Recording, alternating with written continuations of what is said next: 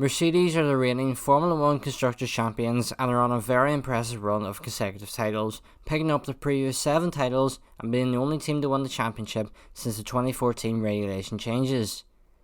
The impressive form from the team is expected to continue into 2021, but for just how long will this Mercedes dominance last?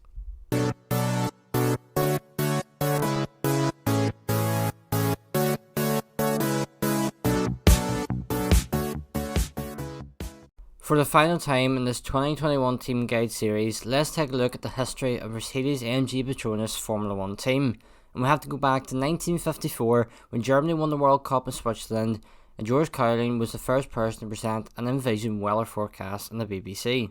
At the time there was no Constructors' Championship, but they did have Juan Manuel Fangio driving for the team, with him winning the team's debut race in France, with his teammate Karl Klein in second, and another teammate of theirs, Hans Hermann, claiming the fastest lap. Stirling Moss was added to the driver roster for the 1955 season, and he claimed victory at the British Grand Prix, with Fangio picking up 4 other race victories. The Mercedes name then disappeared from the Formula 1 grid before returning in 2010 after they took over Brawn GP, which is one of the sport's best underdog stories, as they won both the drivers and constructors titles in their one and only season in the sport, the team being on the verge of folding prior to Ross Brawn stepping in and saving the team. This would be the first time that Mercedes would compete in the constructor standings after many years of being an ancient provider. The driver lineup contains 7-time Formula 1 World Champion Michael Schumacher, who came out of retirement, and Nico Rosberg, who made the switch from Williams. In 2013, Schumacher will once again leave the sport and was replaced by 2008 Formula 1 World Champion Lewis Hamilton in what was a shock move at the time. This move paid off big time for Lewis Hamilton, as he was crowned the 2014 Formula 1 World Champion after regulation changes saw Mercedes rocket to the front of the grid and win the Constructors' title as well.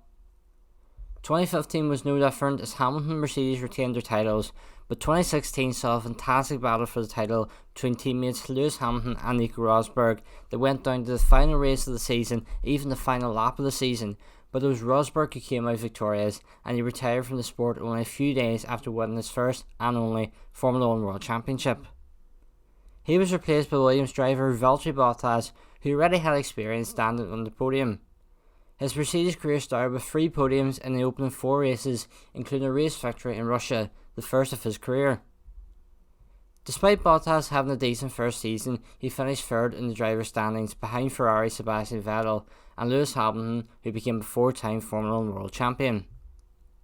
Since then, it's gone back to Hamilton and Mercedes dominance at the very front, with the 2018, 2019 and 2020 titles going to the British-German duo. Bottas has floated around the top 5 in the standings, but found himself finished 2nd for the past 2 seasons. It was Hamilton and Bottas driving for the team again in 2020, and the pair helped break the record for most consecutive Formula 1 Constructors titles, with 7. The current team principal of Mercedes is Toto Wolff, who joined the team in 2013 as Director of Motorsport, and when Ross Brawn left the team at the end of the 2013 season, Wolff was given a bigger role and put in charge of the Formula 1 team.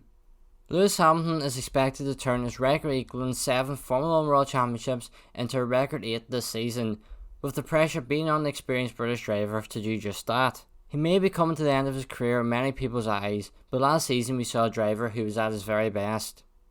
Valtteri Bottas is a driver who many believe shouldn't be in that seat, and this wasn't helped by the cameo from Williams driver George Russell at the Sakir Grand Prix after he replaced Lewis Hamilton, who had a positive COVID test and was only denied victory after Mercedes pit mix-up.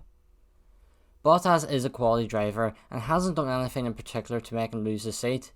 He's unproblematic, and more often than not you will find him somewhere in the podium. This might be Bottas' final year in Mercedes if he isn't able to close the gap closer to Hamilton. But the way the Finnish driver has started the past few seasons, he might take the championship lead for the first few rounds before disappearing for the rest of the season. Hamilton was the final driver to be announced for the Formula 1 2020 season, and we don't really know the full reasons behind that.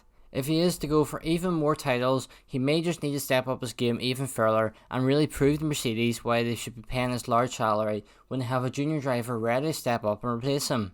Hamilton is the clear number 1 at Mercedes, and unless Bottas opens a huge lead at the top of the standings after the first few races, I can't see a reason why this would change. Both Hamilton and Bottas, under the management of Wolff, have created a fantastic trio that is experienced enough to understand the sport, but also quick enough to adapt to changes, and is probably the reason why the team have been so comfortably at the front over the past few seasons. So where do you think Mercedes will finish this season? Let me know in the comment section below. So that's going to bring this video to an end. Thank you all so much for watching, and hope to see you all in the next one. Goodbye.